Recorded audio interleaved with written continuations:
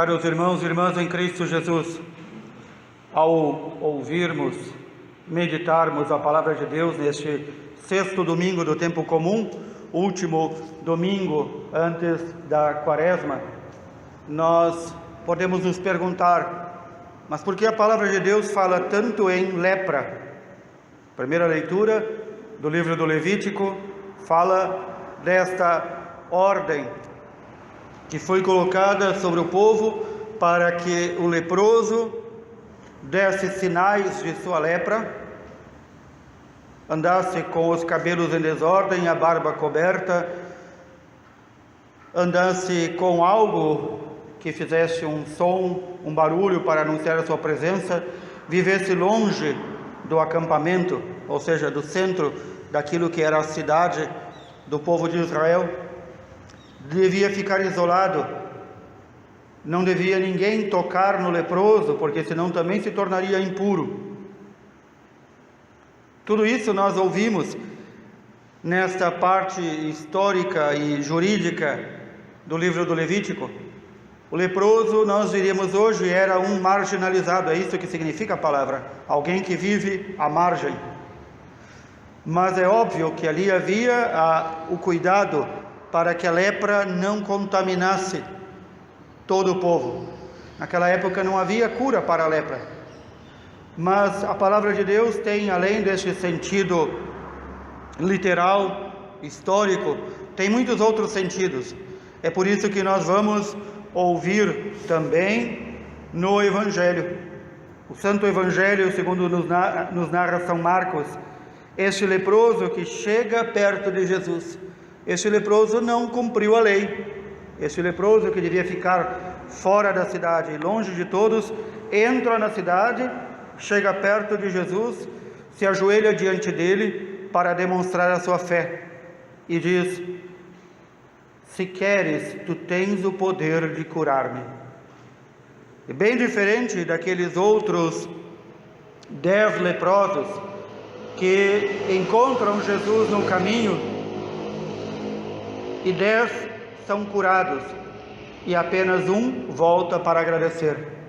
Aqui não se trata de agradecer, mas se trata de reconhecer o poder de Deus.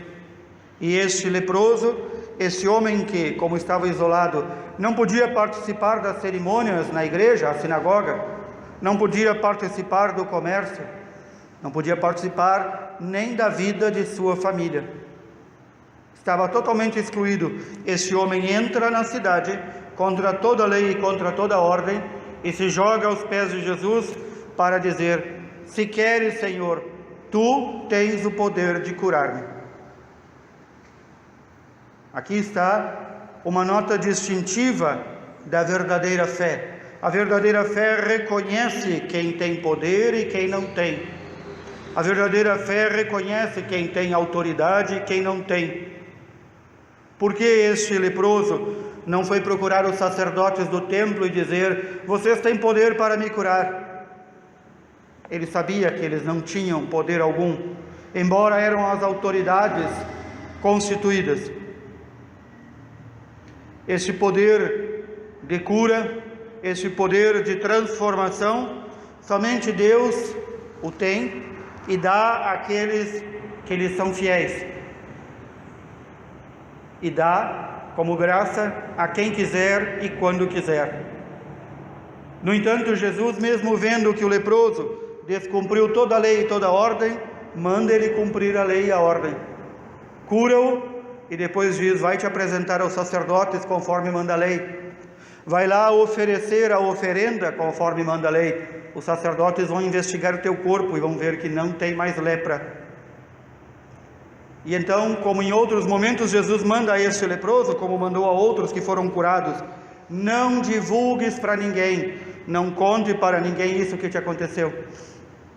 Evidentemente que este leproso, além de demonstrar uma grande fé e uma fé reta, não calou a boca, saiu narrando as maravilhas de Deus.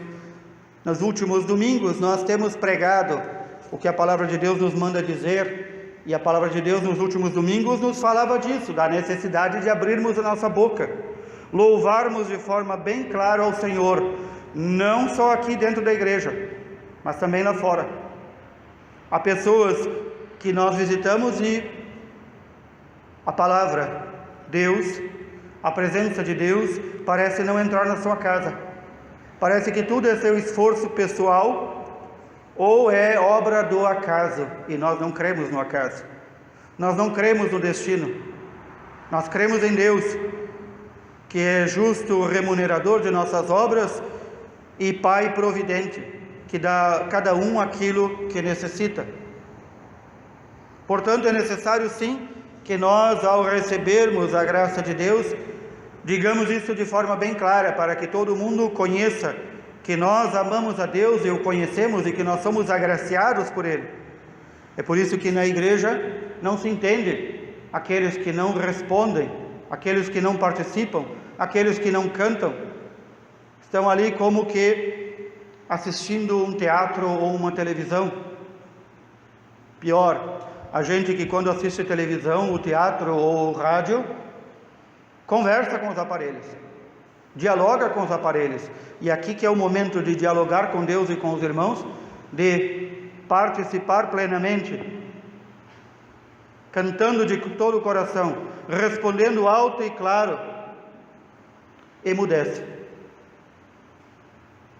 São Paulo, na leitura, na lição que hoje nos dá, nos diz que em todas as coisas devemos fazer tudo para a maior glória de Deus. Vejam bem, aqui está um remédio muito eficiente para não fazermos obras más. Bastaríamos pensar, antes de fazer qualquer obra má, será que isso é para a glória de Deus? Portanto, a gente precisa desta vigilância constante de nós mesmos. Será que esta obra que estou fazendo é para a maior glória de Deus? Se nós nos vigiarmos assim, vamos reduzir drasticamente o nível de obras más que fazemos diariamente. Aproxima-se a Quaresma, esses 40 dias em que vivemos mais intensamente a penitência, não a penitência por penitência, mas uma penitência para mudarmos de vida. É um período durante o qual todo ele nós devemos recordar da lepra que nos atinge, a lepra que atinge todo o gênero humano, que é o pecado, que é a nossa vontade muitas vezes bagunçada de buscar aquilo que nos agrada e não aquilo que agrada a Deus, de buscar o torto ao invés do reto, de buscar caminhos que não são caminhos de Deus. Cada um de nós, se fizermos este mergulho profundo dentro de nós mesmos, veremos quantas vezes em um único dia nós caímos, nós erramos. Ainda há irmãos e irmãs que 1 ou 2 vezes ao ano vão buscar o sacramento da confissão e dizem a nós, sacerdotes: Padre, eu não fiz nada de errado. Dá vontade de pegar a pessoa já pelo pescoço ou pela orelha e pendurar assim no alto da igreja, para algum lugarzinho ali onde se põe os santos. A palavra de Deus nos diz que até um homem justo, até aquele que busca a Deus diariamente, peca ao menos 7 vezes ao dia. E nós nos consideramos sem pecado. É como se nós fôssemos o leproso que está ali perdendo o dedo, perdendo o nariz, perdendo a orelha, perdendo os pedaços, como aos leprosos acontece, e nós dizemos: não, está tudo bem, está tudo muito bom, eu vou continuar assim que está bom. Quando vê, é um amontoado de carne podre, mal cheirosa. É o Senhor que olha dentro de nós. E é o próprio Senhor, o Espírito Santo, que nos ilumina para vermos se lá dentro de nós, não tem um canto onde há um bicho intocado. Ainda ontem, o marceneiro terminou a obra que há tantos anos espero das estantes para a futura biblioteca da paróquia, e quando foi instalar disse: Padre, é a primeira casa que eu encontro nessa cidade que não tem barata. E eu fiquei pensando os cantinhos onde as baratas se escondem. Assim é a nossa vida, queridos irmãos e irmãs. Muitas vezes tem um cantinho lá, onde as baratas, os ratos, o pecado se esconde. Se nós olharmos atentamente nesse cantinho, tem uma plaquinha que diz assim: este cantinho é meu. Ou seja, tudo aquilo dentro de nós que nós dizemos isto é meu e não é de Deus, lá se entocam todos os bichos. E é dali que começa a lepra a surgir, que vai nos corroendo. São Paulo nos diz: sejam meus imitadores como eu sou de Cristo. Eu procuro tudo aquilo que não é vantajoso para mim. Eu procuro servir a todos. Eu procuro não escandalizar a ninguém. Olhem aqui, 3 caminhos muito claros para fazermos o bem, fugirmos do mal e agradarmos a Deus. Não escandalizar ninguém. Buscar em todas as obras que seja vantajoso para o outro e não para mim. Lutar para que nós também sejamos dignos imitadores de Cristo e que os outros, vendo a nossa vida, possam dizer: este é um verdadeiro cristão. O Salmo 31, que hoje nós cantamos: feliz o homem que foi perdoado, feliz o homem a quem o Senhor já não olha como sendo culpado, e em cuja alma não há falsidade. Aí vem o ponto necessário: eu confessei afinal meu pecado, e minha falta eu vos fiz conhecer, Senhor. Eu irei confessar meu pecado, e perdoastes, Senhor, minha falta. Nesses tempos em que vivemos, muitas vezes se pinta e se apresenta um Jesus que acolhia a tudo e a todos. Não é verdade.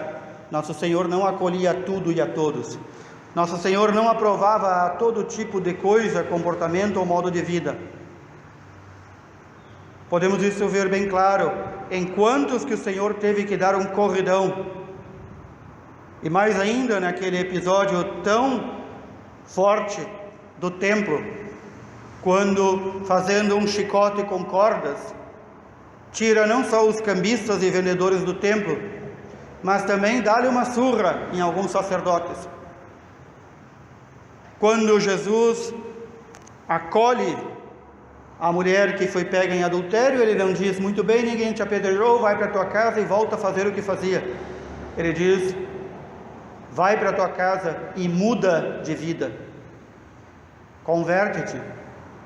E aqui a diferença: nosso Senhor acolhe a todos nós, a cada um de nós, independente do modo de vida como tenhamos até agora vivido. Mas é necessário 2 movimentos: um da nossa parte, ir até Ele e confessar o pecado; outro, mudar de vida. Este mudar de vida, que é obra nossa, é obra gerada em nós após a confissão pelo Espírito Santo, e portanto por isso que devemos rezar diariamente pela nossa própria conversão, porque nós somos como aquelas crianças teimosas que até enquanto estão segurando a mão do pai e da mãe, nós andamos reto, um pouco olhando para os lados, mas andamos reto. Foi largar a mão do pai ou da mãe, e nós começamos a nos desviar, a parar no caminho, a catar coisas, a acumular coisas. Portanto, a quaresma que se aproxima é momento também de já irmos revisando a nossa vida lá no nosso interior, bem no profundo do nosso ser. Que pecados eu devo ir até o sacramento da confissão e despejar aos pés do Senhor e pedir-lhe perdão? É impossível que não tenhamos pecado. É impossível. Cada um de nós, basta fazer uma revisão bem séria de sua vida. E portanto, se nós fizermos uma revisão bem séria de nossas vidas, a fila da confissão vai superar em muito a fila da Sagrada Comunhão. Até porque a Sagrada Comunhão deve se receber estando em estado de graça, ou seja, sem pecado mortal e perdoado por Deus, pelo sacramento da confissão. Essa quaresma também é momento de nós em nossas igrejas, especialmente no Brasil, verificarmos quais são as lepras que nos atingem.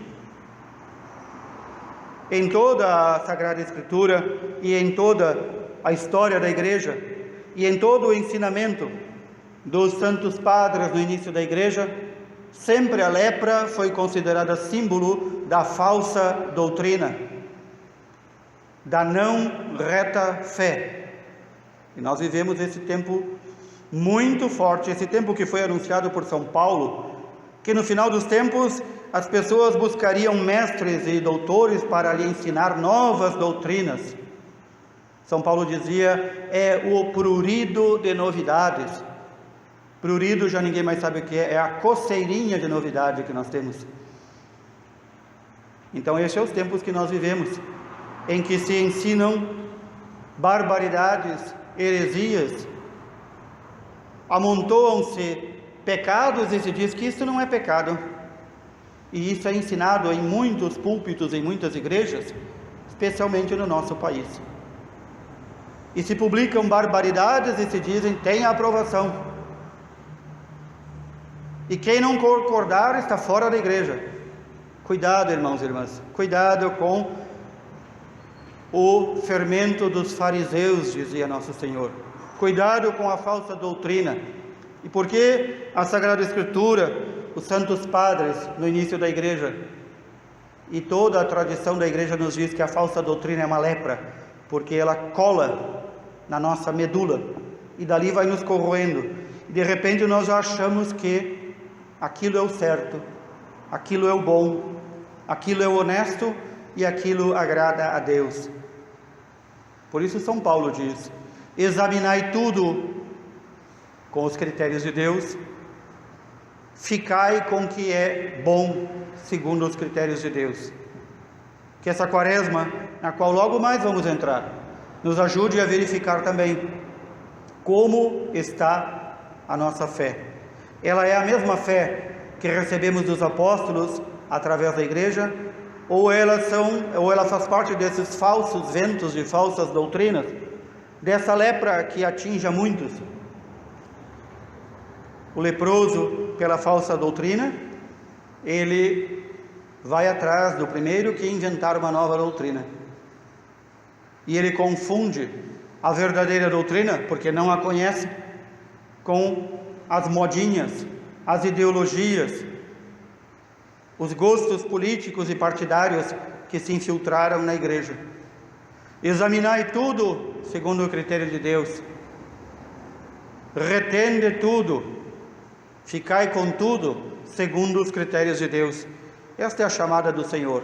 Além de vermos a nossa lepra pessoal do nosso pecado, vermos também o ambiente onde estamos, o que é nos oferecido como sã e reta doutrina.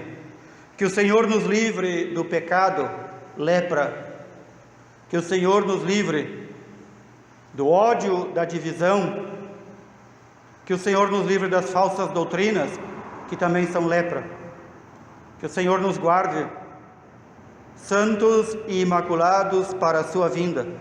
Louvado seja nosso Senhor Jesus Cristo.